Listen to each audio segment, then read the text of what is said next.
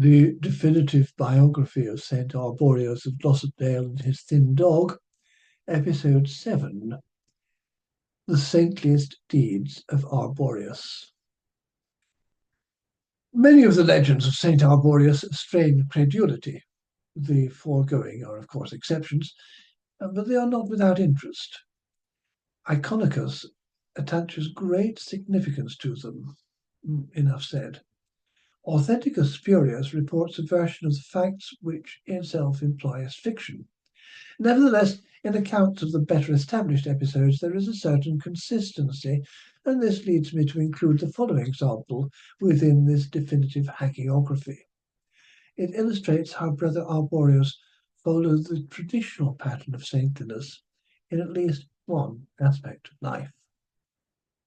Although it is plausible that a few Roman-educated doctors with Galenist training continued to practice in 7th century Britain, medical care was largely in the hands of illiterate country hicks, such as the one we met earlier in this exploration of the saint's earthly life, and will shortly meet again.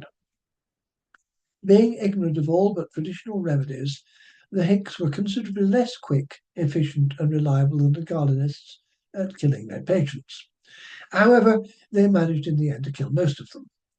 Having studied the skills of these and other practitioners, Brother Arborius used to advise sick peasants, go home and go to bed. It will be better in the morning. Naturally, he was right 65.7% of the time, which boosted his reputation for miracle working. Relatively few of Brother Arborius's patients died as a result of his treatment. This aroused a measure of suspicion and envy among the country hicks, though not amongst the Gardenists, since Brother Arborius was beneath their notice.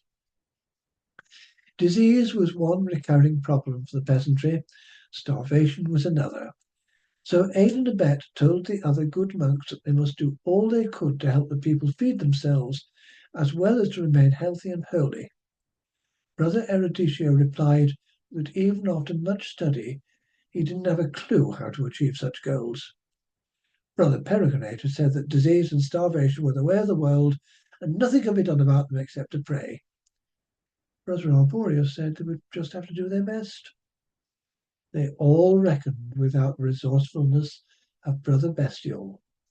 Somehow, without undue strain on the monastic coffers, though bronchitis was endemic, Brother Bestial had contrived to secure a cartload of barley grain, which Aid and Abet decided should be handed out gradually over the winter season to the local populace, according to a fair and strict system of rationing. Brother Bestial answered all inquiries about the provenance of the barley grain with the terminological inexactitudes. Curiously, the same deal had secured for the monastery a cartload of rancid tallow. The thin dog rolled in it, but no other use was found for it until Brother Eruditio hit on the bright idea of setting Brother Dumbo to manufacture candles. As Brother Dumbo was Cloris's closest companion, Brother Arborius was charged with the task of melting the rancid tallow over an open fire, a prerequisite for pouring it into the candle-shaped moulds, while the other monks busied themselves somewhere upwind. Brother Arborius attached a clothes peg to his nose. Since the barley store was housed in the same dry cellar that had been chosen for the tallow melting operation, Brother Arborius was put in charge of the stock of feed at the same time. The thin dog knew what a fire was for, and went to sleep on her nice, soft wolfskin rug beside it, pausing before she dozed off, only to inquire why the stupid assholes with whom she was obliged to coexist had lit another fire to keep her other side warm. It chanced that a rumour of the feed store had that very day spread around the countryside. The source of the rumour was a mystery, but the consequence of its dissemination was inevitable. The local peasantry descended upon the monastery in a body, chanting, "Barley now! Barley now!" and acting in a manner liable to cause a breach of the peace. Warned of their impending arrival by the noise, the resourceful Brother Arborius hauled the load of barley up to the cellar's vaulted roof with the aid of a couple of pulleys and a spare bell rope. Just in time. A moment later, a mob of peasantry burst into the cellar, their chanting rising to the 100 decibel level.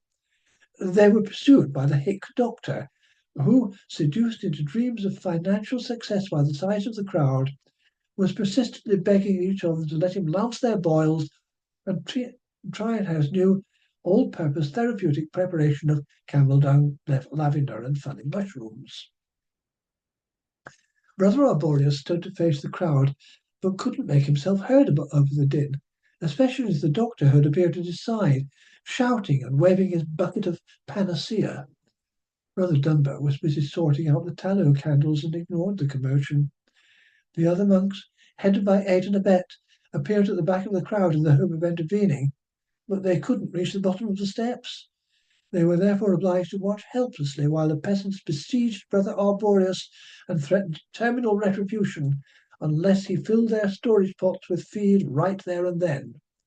The hick continued to shout and wave his bucketful of camel droppings, lavender, and funny mushrooms. What prevented a potentially tragic outcome was that the noise, especially from the hick doctor, awakened the thin dog. The thin dog was displeased. Surveying the scene, she took the action required to ensure the rapid renewal of peace. Springing to her paws, she jumped up and tipped over A, the vat of molten rancid tallow, and B, the suspended load of barley. As the barley poured out, it was collected by the mob of peasants with cries of praise and joy, and, more practically, with wooden bowls and storage vessels. The molten tallow landed directly on the doctor and his bucket and rapidly solidified, converting him to an unpleasantly surreal statue. At least it shut him up.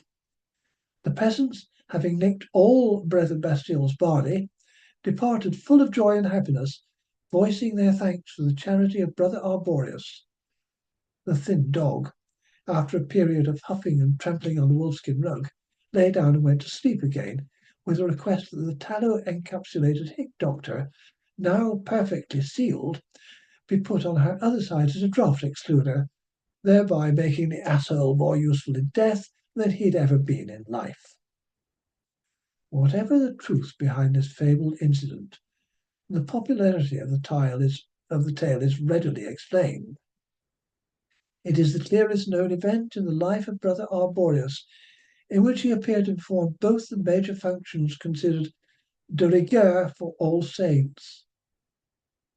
Oh, pouring the feed and sealing the hick.